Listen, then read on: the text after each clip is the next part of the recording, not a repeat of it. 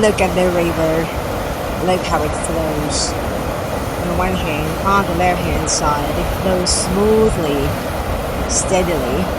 And the one on the right hand side, this one, it just, as if it's tempting you. It's asking you to dive deeper into yourself.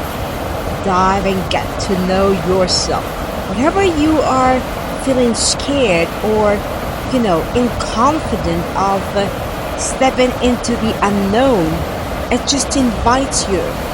Do this, dare, go for it, and dive deeply so that you can then enjoy this nice flowing river and keep staying in the flow. Have a bright day.